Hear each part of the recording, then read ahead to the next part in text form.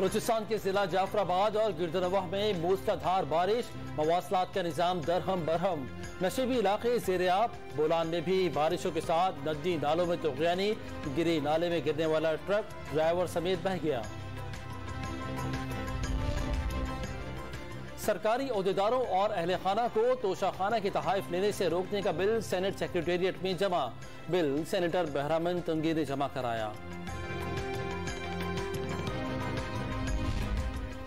हलीम आदिल शेख की गिरफ्तारी गैर कानूनी करार। लाहौर हाईकोर्ट का रहनुमा तहरीक इंसाफ को फौरी रिहा करने का हुक्म।